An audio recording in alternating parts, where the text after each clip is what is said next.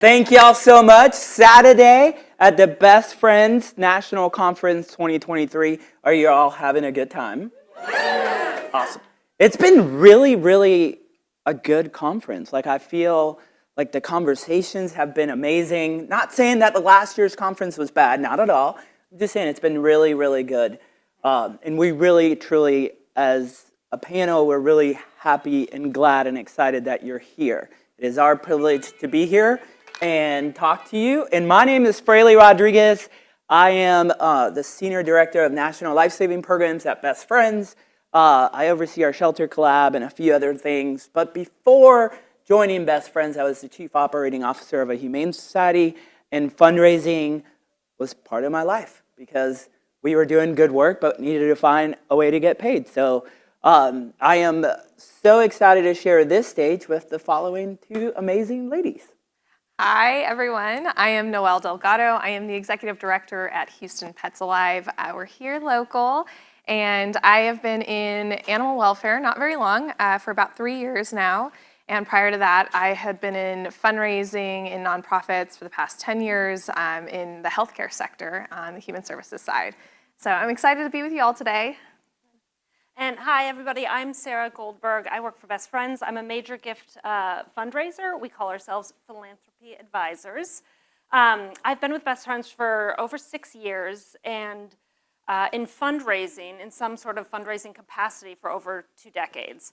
But I'm really excited about this discussion because when I first got into nonprofit, my first 3 to 4 years, I was on the program side. And so it was an arts organization for kids. I was writing arts curriculum, running programs out in the community, and it was just through necessity that I started to gravitate towards fundraising. And so it very much resonates with me, the challenges between programmatic work and fundraising for it, and I love working with folks that are trying to figure out how to get into that fundraising. So. Well, thank you both for being here. We in this room, all of us, are here because we care. We're here because we do good work. It's okay, you can say you do good work, okay? You're all like, I think so. You do good work, you do great work. You are in the trenches. And when I look at this slide, as I was looking, that's sometimes, some of you, that's your everyday life, let's be honest. I did not make a cat slide so you can. I wanted a cat slide. Yeah. You tell me that now while we're already here. But really this slide right here is going to be, it represents our everyday. Represents our everyday of, we really are here because of the dogs and cats that the community entrusts in us to do better for them. And we do good work. I'm patting you on the back. When you see yourself in the mirror here after this session, I don't know about everybody else, but you're here because you do great work. And our goal today is to turn that good work that you do and make you think a little bit of are you making that good work impactful work in your community? And then how do we pay for that work? Because really that's what you're here. You thought we were going to be Oprah. There's not $100 bills, or you're not getting a car, okay? And we're not going to make it rain, but hopefully by the end of the session, we're going to make you think a little on how that good work can be impactful and how we can get it paid. And the best part about it is that this is just the beginning of a conversation. We really want to talk to you afterwards. We want to help you. There's going to be a QR code at the end for some appointments. We want to provide some free mentorship afterwards. We want to talk to you virtually or in person to really help you kind of just come up with a fundraising plan or even just answer some of the questions. Look at your data. How can you turn that good work into impactful work? So this is just the beginning of our relationship. Fair enough? Woo. We're like dating. So you're lucky.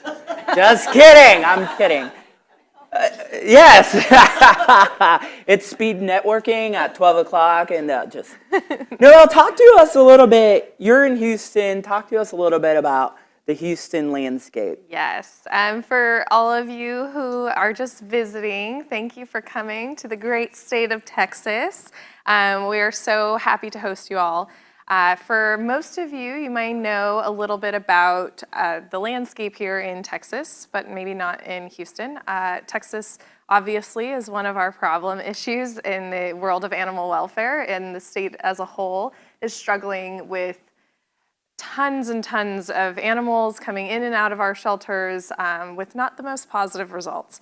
And in Houston, we feel, and the data kind of shows, that we are one of the worst problems in our state. We've got a lot going on here. When I started at Houston Pets Alive, that was kind of what I was introduced to as a theory. I started during COVID, and as y'all may have experienced yourselves, there were no animals in sight, and they were all in homes, and we were singing Kumbaya, and it was so wonderful. That abruptly ended, and we were kind of faced with a lot of challenges that, kind of had already always been, but also we were faced with a lot of issues that the pandemic brought on with the lack of services, and we were seeing a lot more stray animals and a lot more returns and things like that. Everything was just kind of turned up the heat quite a bit. And so we were this little dog here in a room of fire, just trying to pretend that everything was okay. And we were not actually fine. And we were looking for solutions, and we didn't find them. And that was something that, as a nonprofit, we try to fill this big gap between, what we can do, what we have the resources for, and we're doing our best every year to try and make that happen. But our donors started to notice that our, life-saving numbers, though they were excellent, they weren't making a big, giant difference in the grand scheme of things. So that was the landscape of your organization when you came in. How did that change the way you operated? It's different from when you're thinking about it to like now. How did it change? Yeah, well, we started to look at that, right? I mean, this idea that, we're hair on fire every day, we're running around and trying to fix problems. And again, we were saving increasingly more lives, 2,000, 2,500, 3,000 lives annually. And yet, again, our impact wasn't really being felt in the community because the problem was getting bigger and bigger and bigger. And so we were just a drop in the bucket, and that got really frustrating for a lot of us. And I think, we took a big pivot, and that, I'll go to the next slide, there we go. We started being this little guy. We side-eyed everything. We started looking at all of our programs. We looked at all of the things that we did, and we said, is this making a difference? Are we actually changing the problem? Or are we just kind of status quo? Are we keeping that going? Are we being, a cog in the wheel? And so we side-eyed literally everything. And we did that through, numerous ways, and it took a whole staff effort to do so. Well, and that's when about a year ago, Noelle and I met in Houston, in this beautiful city, and you came to us at Best Friends with just asking for some help, some assistance, like, can you help us with our intakes? Can you help us with our adoptions? And when we started looking at your intake, that was one of the first things we noticed was you have a lot of intakes, but they're from everywhere in the state of Texas. And one of the things that we talked through was how can you make a better impact in the city of Houston? Yeah, we were really proud of being a organization with over 70 partners across the greater Houston area and beyond. We were looking for animals that would get adopted, and for us in Houston, that was little dogs and adorable baby kittens. And most people would look at that and say, yeah, you're doing really good work. Like, that's amazing. You're saving these animals from euthanasia lists. And we were feeling really proud of ourselves, but at the same time, it wasn't making an impact. And our donors were noticing, they were feeling that. So we took a radical step and changed direction a little bit and said, we got to really look at this. What's the actual problem in Houston? So what we did was we started forming a gap analysis, and I did this with my staff. So here's an example of what we did.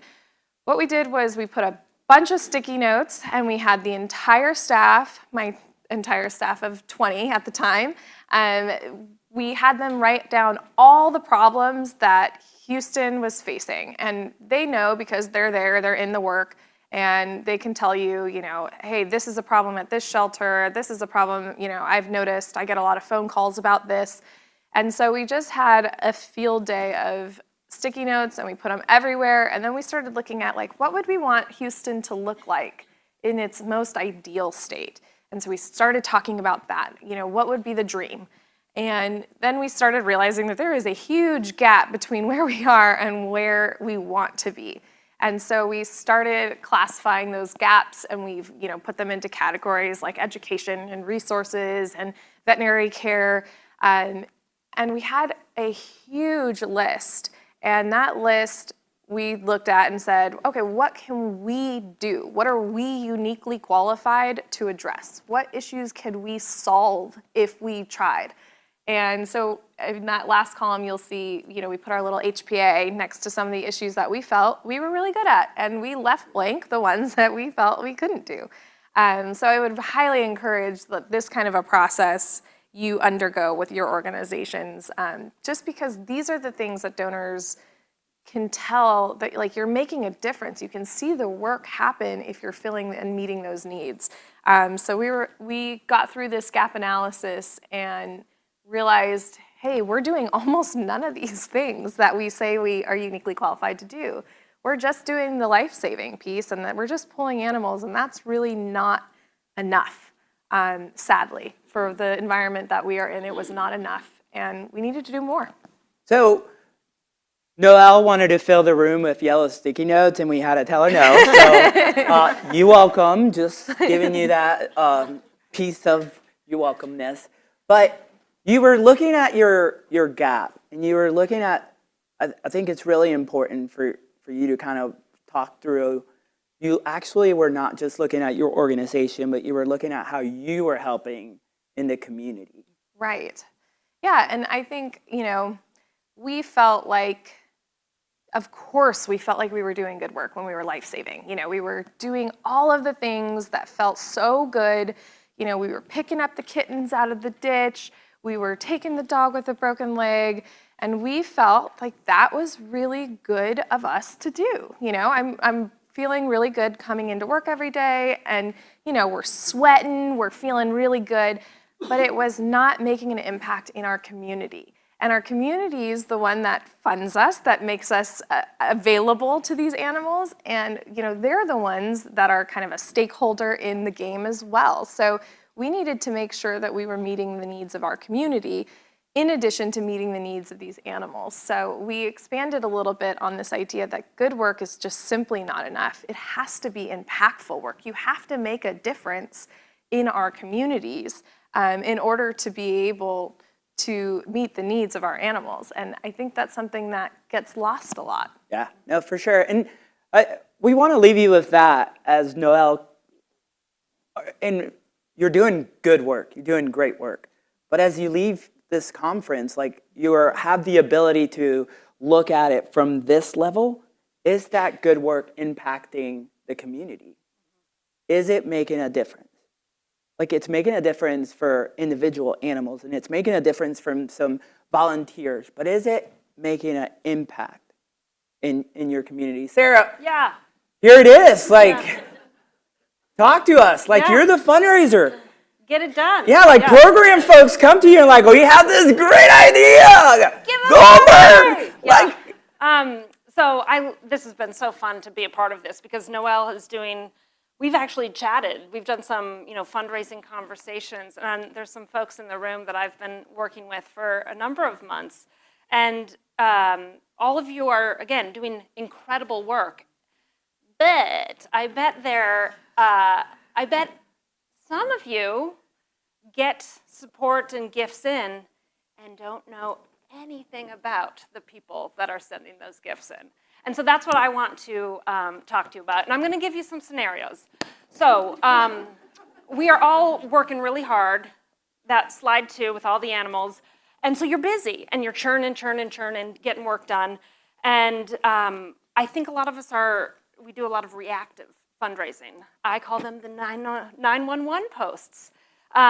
These are a great tool, but I think a lot of us are using them exclusively. So it's the, oh gosh, we had a puppy left at our doorstep and it needed all this medical care, and oh my gosh, we need your money now. Or it's the, oh, we pulled a dog who was on the code red list and nobody else would pull him. Please give now. You know, it's that sort of thing. We've all done them. And I'll ask, are they effective? Yeah. Do you raise money? Sure do.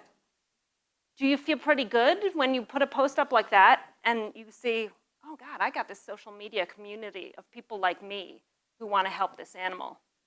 Yeah, it's like a sigh of relief. So that is reactive fundraising that we're all doing. It's a very useful tool, but Fraily, I knew this was coming. I'm in the spot now. Yeah. Well, I would like to talk about proactive fundraising, and this is where we go into the impactful work. How do we get those supporters to become, to know about us and support the impactful work? So I think, because you're brilliant, you can pay me gave later. him I money. mean, I mentioned you as brilliant now once, so that's, Yes. but, so walk us through, give us an example of the good work versus the impactful. So we did the 911 posts. I'm ready. Yeah. So I'm going to call you Fraily. Fraily, gave us a check, gave my organization a check. Ring. Hello. Hey, Fraily, this is Sarah from Best Friends. How you doing? Hey, Sarah, I'm doing excellent. How are you today? Good. I've been meaning to call you. It's been such a busy summer. We've had kittens and puppies all over the place, so I apologize for not calling you sooner, but I just wanted to call and say thank you so much for that gift you gave us. Oh, Sarah, you didn't have to call me. That's, well, the team and I, we feel so fortunate that we have people like you in our corner. You're one of us. You love these animals just as much as we do, and I want you to know how much we appreciate it, and we couldn't do this work without you. Oh, Sarah, you make me feel so special, but I hit the $1 billion lotto, and I really wanted to make a difference. Like, I appreciate you letting me do it. Yeah. Well, and one quick, if I have any, can I ask you a couple questions? Yeah, for sure. So what inspired you to give to us? So a couple years ago, I gave a $10 donation, and it became the newsletter, and I get that magazine, and I just read it, and Awesome. You guys are, doing amazing work, and I'm just want to be part of it. Well, thanks so much. I'm gonna, I'll let the team know what you said. It'll make them feel really good because, we're working really hard trying to save more animals. So thank you. No, thanks. I'm glad the $1 billion made a difference for you. Okay, so I have to ask, was that the most painful thing ever? Was that scary to make that phone call? A No. lot of people are, yes. I know.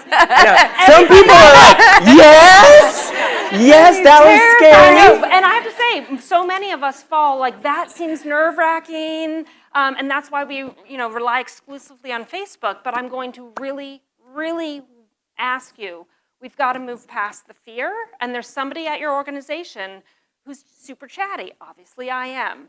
So I'm good at it. But there's somebody within your organization, a board member, a volunteer, somebody, your dog, caregiver who's super chatty. There's people that can do that. So that is, to me, we are making a human connection with supporters, and it is 100% essential that we all start doing that. Yeah. So I'm going to stop you right there. Yeah. Because we just made them uncomfortable. Mm-hmm. Okay, I'm good at we that. picked up the phone and called someone. Mm-hmm. And by the way, let's be honest, I answer the phone, which if you know me, like, I usually don't. Yeah. So Sarah likes to FaceTime me before calling or texting, just letting you know. She's one of those. Yeah. She like FaceTimes. I'm like, Yeah. I'm not ready to talk. Yeah. Period. So, but before we get to that phone call, though, like there is a plan, and Yeah. the way you explain it is so simple. Yeah, about before we get fundraising. to that, Yeah. of course, I'm prepared, I promise, but I forgot something. That is really, I want you guys to think about those 911 urgent posts and sort of the messaging. When you get home after a long day of work and you're scrolling, my husband calls it doom scrolling, but you're scrolling your feed and it's filled with those 911 urgent posts.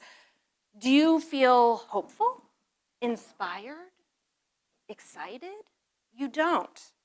But when I called Fraily and said thanks, does that feel frantic and sad? And no.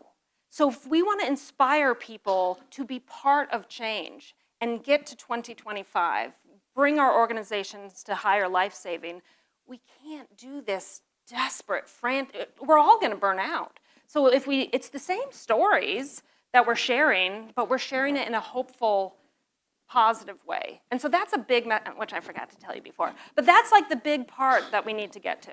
Yeah. It's happy. It is. Yeah. So let's walk through this, because Yeah. I think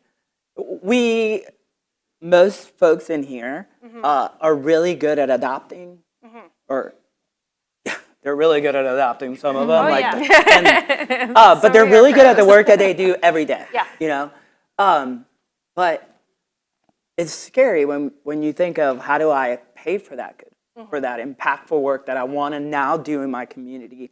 But you simplified it in this, so Yeah. just walk us through. Sure. So we got to start by getting organized. You know, I'll work with groups to say, we don't have any donors. We live in a really rural area. Nobody's here to support us. And then I say, do you have adopters? Do you have volunteers? Have you gotten a single check-in in the last year? And they're like, yeah. But they don't know it if they don't get the data organized. So before we do anything, we got to look at who we're working with. And so I've created this very simple spreadsheet. Best Friends has this awesome database called Blackbaud that all of our data is stored there. I'm old-fashioned, and I still pull it out and look in an old-fashioned spreadsheet. It's how my brain works, and I've been sharing that with folks I work with, because I think a lot of us need it simplified. So this is a really simple thing. We have their name. Whatever contact information you have on them, throw it up there. What's the relationship with your organization? Get it up there. Did they give a gift? Perfect. Try to put the date on. And you're probably getting PayPal gifts, Facebook gifts. We need to get this information in front of us, so then you're like, oh, I guess we do have some donors. I need to talk to them. So that's where we start, is putting information up on us in one place. And I know it's overwhelming. It's a volunteer, a board member, somebody can help you. But let's start at least with trying to get the last 12 months of donations on one, with attached to a name and whatever contact information you have. We'll start there. You know, the great part about simplifying this is this really looks like a spreadsheet of the animals that we have in our care, doesn't it? Like, you know, in reality, like, we know what we have in our care. Yeah. I'll use my dog as an example. She's Coco Chanel, you know, she's a female, she's spayed. Like, we have those, but it's the same thing with the humans, and you really simplify it really, really good. You just have to get it organized. Yeah. Yeah. So I'm organized now. Now talk to me about, man, I had a donor. They gave me that $25 911 post. So what do I do? How do I get them to really now believe in what I'm doing? I'm going to make people uncomfortable again, Fraily. Come on. You're going to pick All up right, the hold phone. on. Before you get uncomfortable, you can stretch out a little, shake it, you know? All right, go. You're going to pick up the phone, and you're going to call. That is, I know you're doing thank you notes. You're going to pick up the phone, and you're going to call. If it's not you, you're going to identify somebody in your organization who's going to make a thank you call. And I want to just be real honest with you There guys. it is. Yeah. Get It's honest, gonna get real. and you're going to Yeah. make them uncomfortable. So- But it was really good when you gave that information to both of us. So go right ahead. So if you've had a dog in your care for a year, no adoption applications, and you get an adoption application, are you afraid to call that person? No. If a new family moves in and they've got a spare room and they say, we want to foster kittens and we have bottle baby experience, are you afraid to call them? No. So why are we afraid to call the people who present to us saying, we love what you're doing, here's a check? they're not scary. So start there. These are people who are coming to you saying, we like you, and this is how I can help you. So we've got to treat them with the same value and care that we treat our adopters and our fosters and anybody who comes to our shelter. So let's start right there. So calling people, and I still am like, ooh, I get nerves. That's a natural feeling. These people deserve to be valued and appreciated, and we cannot continue doing our work if we don't call these folks. And guess what? I can coach you through it and give you a script and all of that stuff. So I'm here for you, and so that is how we start. Did that make, and tell us, okay? We're being honest, transparent. This is kind of like a counseling session without the money, like, did that make some of you uncomfortable? How easy is that phone call for when you're trying to get someone to foster? It's really easy. Yeah. But it's the same. They're donating their time. They're donating their talents. But when it's about the cash that really helps pay for the work, then it's like, oh, I don't want to do it. When Sarah told us that, like Noelle and I both looked at each other and it was like, I almost cursed. I try not to. I was like, dang, Gina, like you're coming in strong. I'm going to come in strong true. Again. Oh. Come on. Okay, one more. I swear I'm not like mean Aunt Sarah. I swear. I'm just trying to encourage you because the motivating thing, if you're not doing this now, get ready because once you start, it's going to be really good. Like the way you can engage your supporters by just getting to know them. And then when you go and ask them at year end, so that's one of the goals of the bare bones, cultivating our donors. Call them after they give a gift. They're going to feel great. If you get a voicemail, they still are going to feel great when they hear that voicemail. So you make that phone call. And then if you are not doing a newsletter quarterly or monthly, let's start doing a newsletter. And I'm going to encourage you to try to get one out by mid-September. There's a reason. And it can be one sheet of paper, logo, mission. Hey, it's been a crazy summer. We've had all these animals that we've cared for, up 30% from last year. Here's a story of one of them. We want volunteers, donors, adopters. We want to hear from you. That is your newsletter. Let's get it out. I'll give you a template by September 15th. The reason is because we want to, by year end, if you've never sent a year end appeal, I'm talking to you, Kristen. If we've never sent a year end appeal letter, the Facebook post, that's one part of your fundraising, but we need to get that appeal letter out to people. But we don't want to do it cold. So we've done these calls. We've sent a September 15th, hey, how you doing? This is what's up. So then when it comes to that, end of year, they've heard from you, and now you're going to say, hey, Fraily, it was so nice talking to you a couple months ago. You've been here for us. We're so appreciative of that. You gave us $400 last year. That made a huge difference. Here's a story of a pet that you helped us save. We're really trying to ramp up our work and make a huge impact in this community. Would you consider increasing that gift next year? That's all we're talking about, folks. And so I want to say one other thing. This is where stern Aunt Sarah comes in. And I mean this. And I don't want to be mean, but we are in a crisis in this country. We are so close to 2025. We need to raise more money to get us to save more lives. Do you want to be the organization that could have saved more lives, but did not save more lives because you were afraid to talk to your supporters? That's me, Aunt Sarah, but I'm serious here. And once you start talking to them, you will be saving more lives, and you'll be making people feel wonderful that they can be part of that with you. Okay, I'll stop talking. Oh, goodness. We told you we were going to, well, no, we actually didn't tell you we were going to make you uncomfortable. But Noelle will make you feel better. But Hardly. But yeah. But listen, we started, 2025 is almost around the corner. And we started with that piece of good work versus impactful work. And you're doing really, really good work. Let's make that work impactful to your community and into 2025. Like, we really believe in you. And the second piece of it is, let's move from really transactional fundraising where we feel like people just, they get something, like they're buying. And let's move that from transactional to impactful fundraising. Yeah. So it's both, and you can do both. We can't do this without you. Mm-hmm. We need you. So make it easier for them a little more.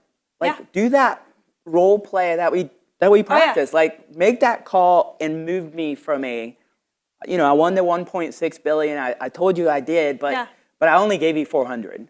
You want me to do that right now? Yeah, let's go. Okay, hey Fraily. Yes. How's it going? This is Sarah from Best Friends. Sarah, you calling me again? Yeah, Oh my gosh. I just got out of the shower, so let me put my clothes.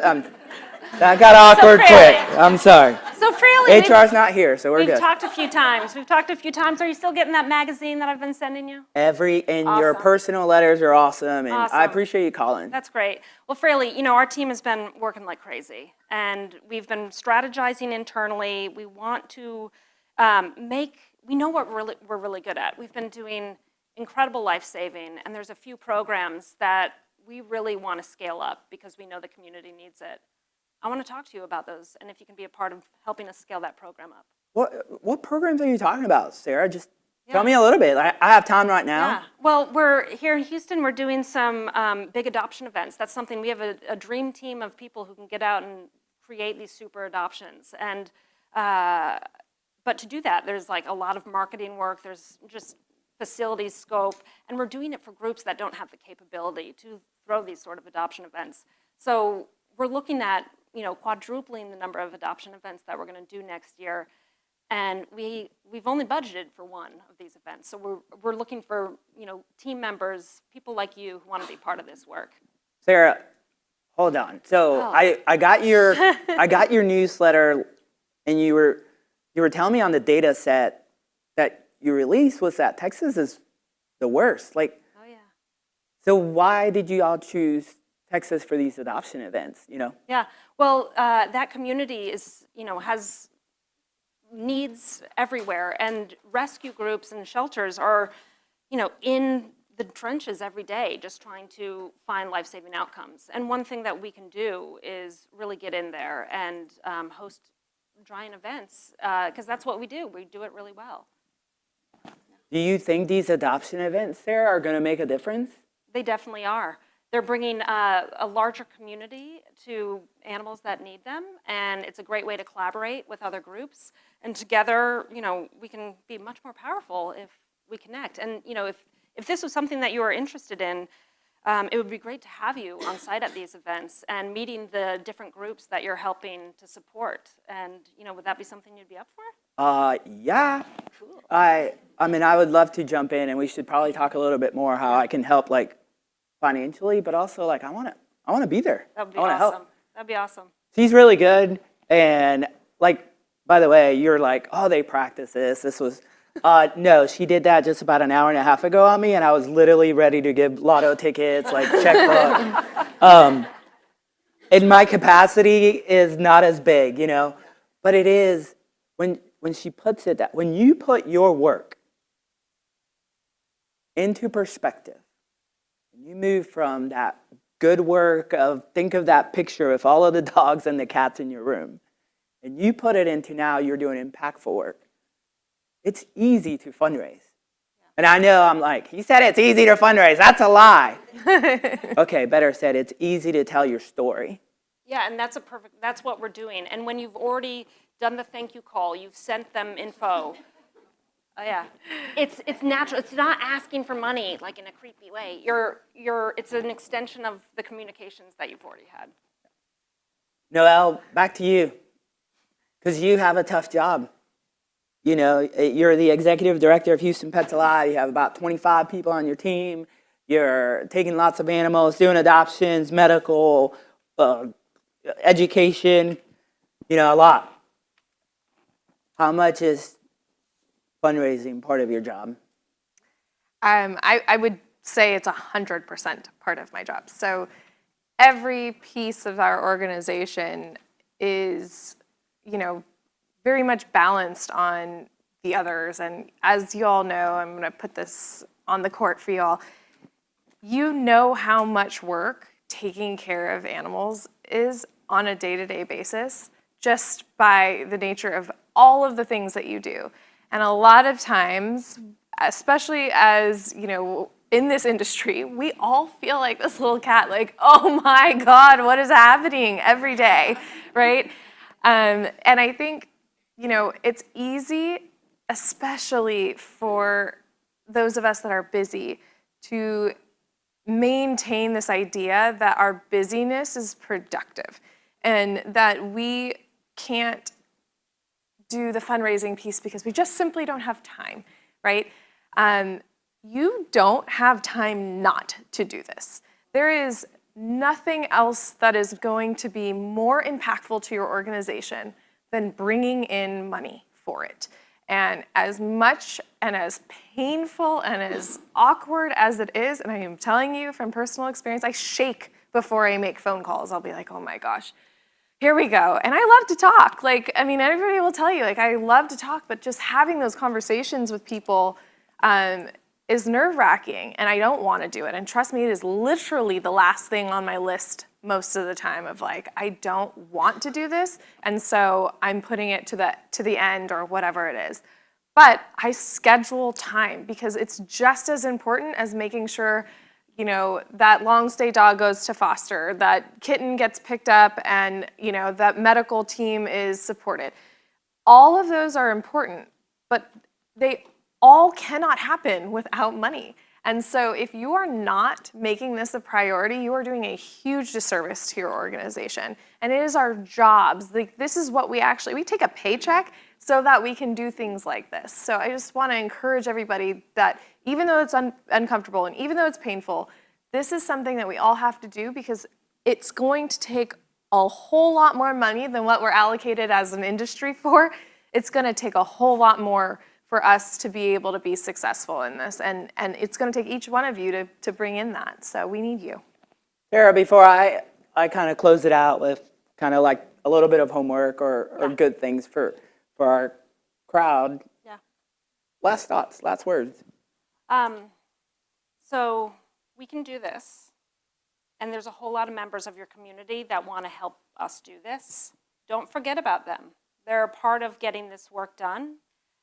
They're valuable, and they want to be part of your work and the success of saving more lives. So, and it's really nice to allow a supporter to feel part of your mission. It feels really, really good. So don't be afraid of it. So there is QR code right there. We want you to use it if you want to. If you need some help, some assistance, this is not a sales pitch because this is not our full-time job, so it's not a sales pitch. This is how Best Friends stands in the gap of some of the work that you need help with. Doing a strategic plan is scary, but it's not hard. We overcomplicate it. It takes maybe looking at some data, looking at some programs, and just asking some questions. So let us help. Let us help you answer the questions of what's the good, what's the gap, what's the impactful work. And then the next piece of it is Sarah can really help you with building that spreadsheet. She loves doing it. Mm-hmm. She really does. And I'll leave you with this. I have 4 kids, and if you would have asked me 20 years ago, I would have told you, no, I could do it. It takes a community to raise kids. I'm not going to lie to you. My neighbors are just as important to my kids as I am because, they got this as a parent, come on. It really takes a community. It really does. But it really does take a community, y'all, to get to no-kill 2025. And it takes y'all's success and y'all's impactful work. And as a whole, we can do this. We really can. And it's going to take impactful work and it's going to take money. And we want to help you with that. We want to help you get to those donors that already gave you $25 on a 911 plea and turn them into 50, or at least turn them into a 25 every year so that you don't have to ask. And then that 911 post just became a medical fund for you to be able to take in an animal and now have the money to cover that vet cost. So we're in this together. Can I say one thing? I'm going to put some folks on the spot. Just if you're already connecting with me about some fundraising coaching, will you raise your hand? So yes. I would love it if if you see these folks anywhere and you want to ask, is Sarah mean? Go ask them. They'll tell you. I promise. I love doing this, and definitely raise your hands again. So, yeah.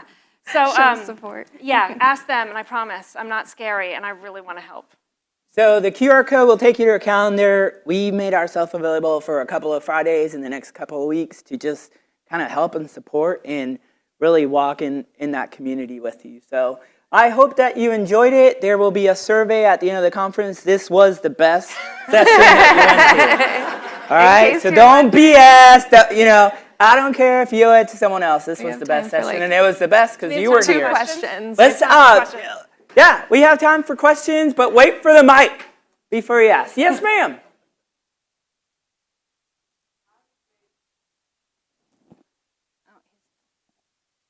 Oh, here we go. Now we're down to one.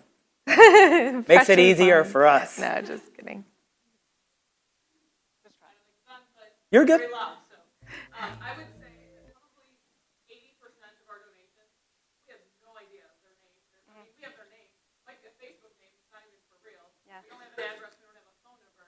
Oh, don't worry, I got. Suggestion in that kind of scenario without looking like a stalker on how to be able to thank these people. Yeah. So you're going to look like a outgoing person who wants to thank them. So let's take stalker out of it. I get it. But that's something that every group I work with falls into that. And wouldn't it be great if Facebook would give you all the information? I've heard that now you can get a list of the name and Facebook page. You got to get a social media savvy volunteer kid to have the same copy and paste direct message saying, we want to hear from you. I want your email so I can send you the cutest thank you video for supporting our thing. We got to start somewhere. Let's not let the challenge be what holds us back. But I'll give you a lot more ideas for that too. So everybody has that issue. Yeah. Oh, right there. Wait for the mic. Thank you. Hi, is it working? Okay. All right, so millennial, absolutely hate phone calls. Yeah. If I donated to someone's run on Facebook and I got a phone call from the Leukemia Lymphoma Society thanking me, I would not answer. I'd be horrified. Yeah. My other fear, again, being just a small, basically running this out of my house from my cell phone, I'm calling people, then they have my number.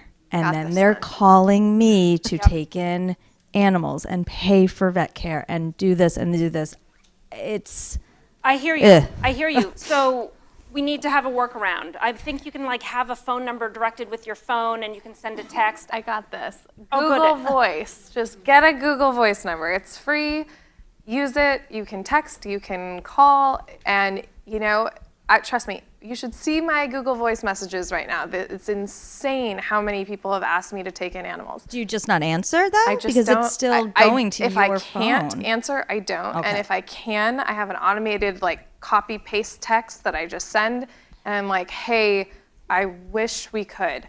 I don't have a solution. Here's a link, and send it in a text. It's super easy. But like I said, I get hundreds.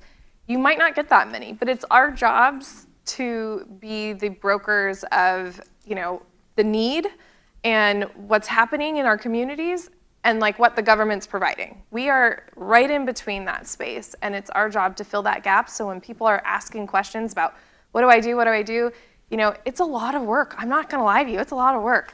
Yeah. But you just have to do it. Make things that are easy for yourself. Save it in your phone. In notes, copy, paste, throw it in there, and then that's, you did the best you could. But I would say, don't be as worried about as many oh, I have an animal. It's great that they're thinking of you. That's the first thing is oh my gosh, they remembered who I was, So make the phone call. I'm a millennial as well. I am not a phone call person. And I talk to plenty of people that are why did you call me, right? This is so weird. And even though that's awkward, it's still better than them not hearing from you at all. Yep. So, yeah. Just answer my phone call about animals. Yeah. Everybody else don't. Just only if you FaceTime me. Oh, okay.